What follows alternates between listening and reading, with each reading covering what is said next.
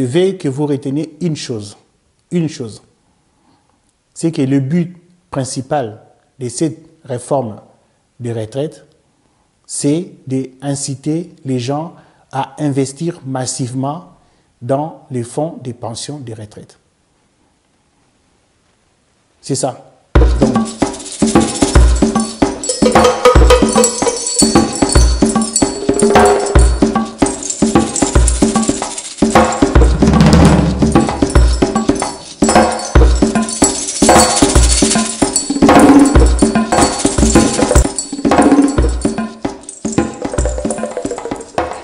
bonjour tout le monde.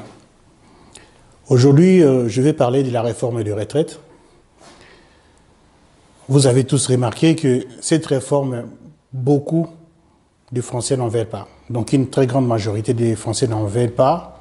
Mais le gouvernement s'obstine à faire cette réforme. Je ne vais pas aller plus loin parce que tout ce qu'il y a autour de cette réforme, beaucoup de gens vous en parlent, les partis politiques, les organisations syndicales, y compris même le gouvernement. Donc je ne vais pas refaire le même discours.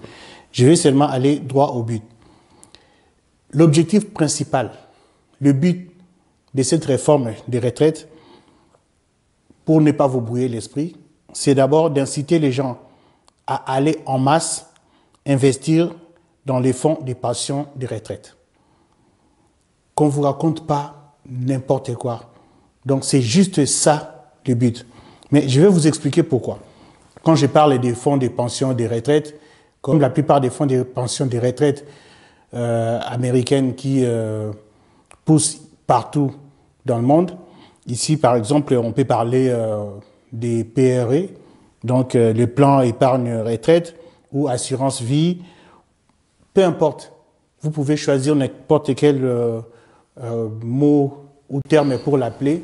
Le but de cette réforme, c'est d'arriver là, à inciter les gens à investir massivement dans des fonds de pension de retraite. Je pense que la majorité d'entre vous a bien compris que augmenter l'âge de départ à la retraite à 64 ans, c'est juste l'astuce pour arriver à cette finalité que je vous ai dit, d'inciter les gens à investir dans des fonds de pension de retraite. Pourquoi le gouvernement veut inciter les gens à investir massivement dans les fonds de pension de retraite? Je vais vous expliquer. D'une part, le gouvernement, comme la plupart des gouvernements d'Europe, sont conseillés par des boîtes comme McKinsey ou des boîtes similaires. Mais ce sont ces mêmes boîtes aussi qui conseillent les fonds de pension de retraite et qui les incitent à aller, qui les orientent à aller investir dans tel ou tel pays. Donc vous voyez qu'il y a quelque chose comme ce qu'on peut appeler conflit d'intérêts.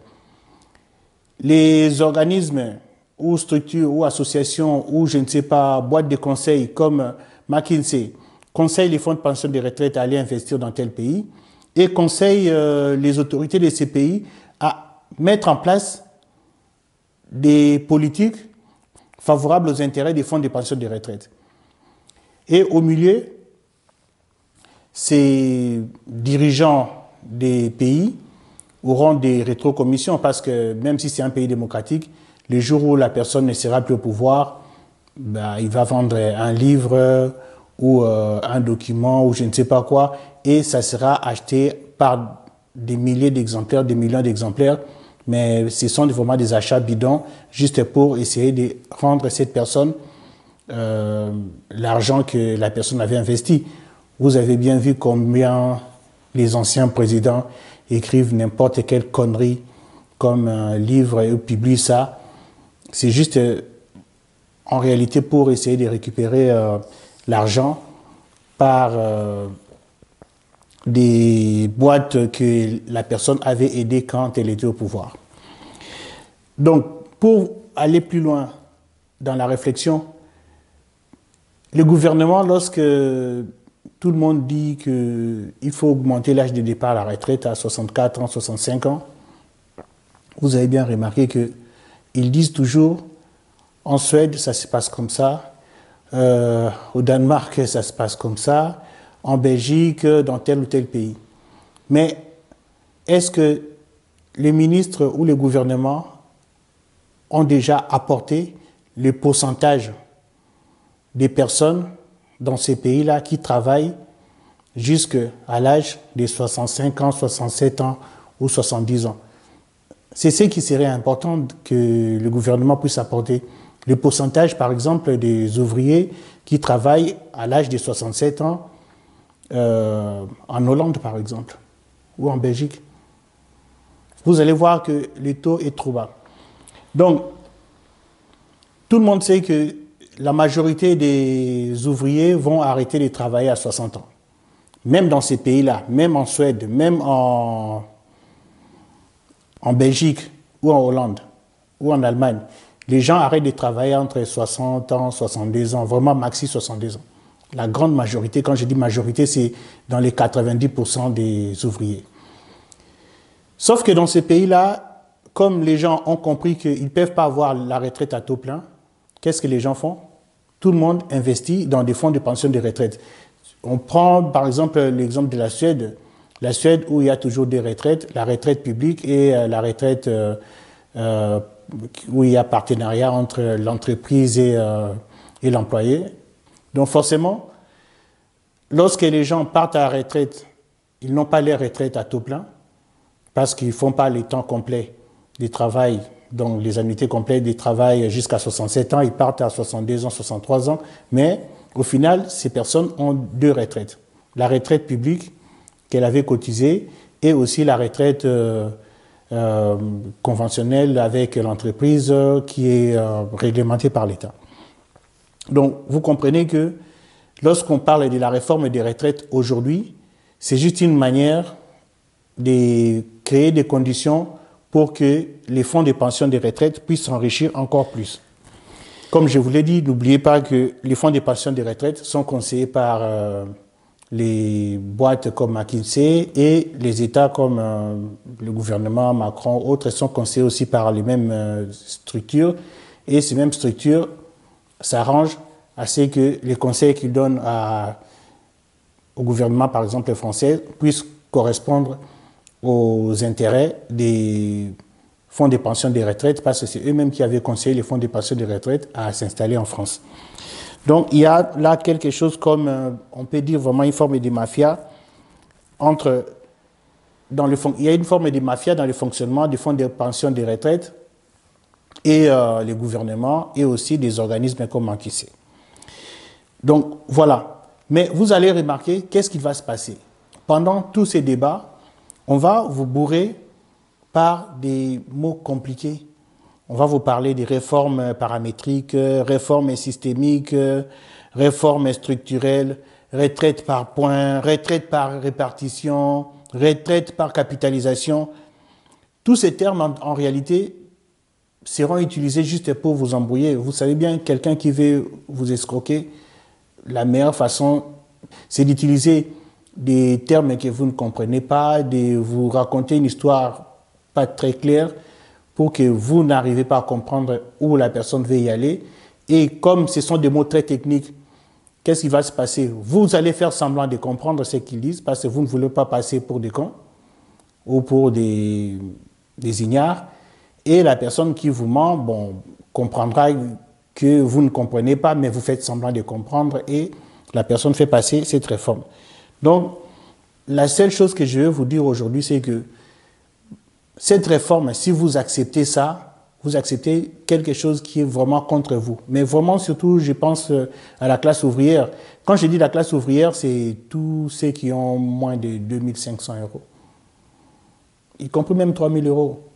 Mais vraiment, ceux qui ont moins de 2500 euros, cette réforme est contre vous.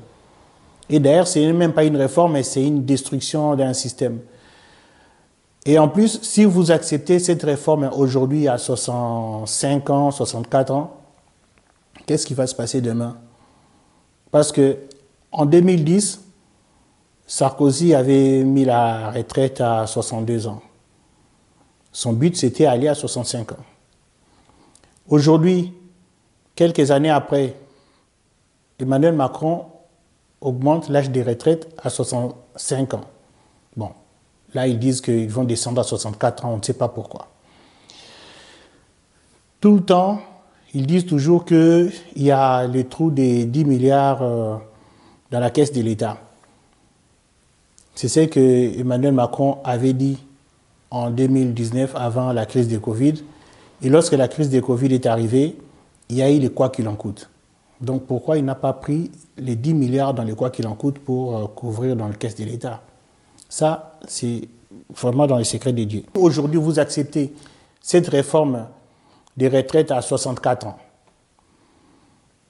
Qu'est-ce qui empêche le gouvernement, dans 2 ans, 3 ans, ou le mandat du président prochain, que celui-ci décide d'augmenter la retraite à 66 ans et à 68 ans et pourquoi pas à 70 ans? Parce que derrière ça, vous aurez toujours des experts, des érudits qui vont passer là dans les médias pour vous expliquer que oui, effectivement, il y a vraiment une nécessité de passer à la retraite à 66 ans, à 68 ans, à 70 ans, ou même plus tard, les jours où ils vont décider de mettre un terme à cette histoire de retraite, qu'il n'y ait plus de retraite du tout, que les gens travaillent jusqu'à la mort. Il y aura toujours des gens consciencieux, intelligents, avec des discours rodés, qui sont des spécialistes de je ne sais pas quoi, qui vont passer là pour vous expliquer que cette retraite est justifiée à 68 ans, à 70 ans, ou même la suppression de la retraite du tout, elle est justifiée. Donc si vous ne vous battez pas aujourd'hui pour vos droits, sachez-les bien que demain, ne pleurez pas lorsque la retraite va passer à 70 ans. Vraiment, c'est ce que je voulais vous dire aujourd'hui et je veux que vous reteniez une chose. C'est que le but principal de cette réforme de retraite, c'est d'inciter les gens à investir massivement dans les fonds de pension de retraite. C'est ça. Donc, investir massivement dans les fonds de pension de retraite, c'est enrichir des actionnaires, ceux qui sont les actionnaires, ceux qui mettent leur argent dans ces fonds pour s'enrichir et vivre sans travailler. Donc voilà, là on veut inciter les gens à travailler plus pour financer la vie d'une portion des personnes qui vivent sans faire vraiment les efforts. C'est la raison pour laquelle j'ai dit il faut vraiment réfléchir à tout ça et se mobiliser pour défendre vos droits. Parce que lorsque les organisations syndicales vous appellent à manifester, ce n'est pas pour eux, ce n'est pas pour leur gloire, c'est aussi pour vos droits. Là, vous allez défendre vos droits. Sortez dans la rue, faites tout ce que vous pouvez pour défendre vos droits. Et c'est ce que je vous appelle aujourd'hui, à prendre conscience de ce qui va se passer dans les jours à venir. Je vous dis ça et je vous remercie et je vais faire une autre intervention sur cette même question dans la vidéo suivante. Merci.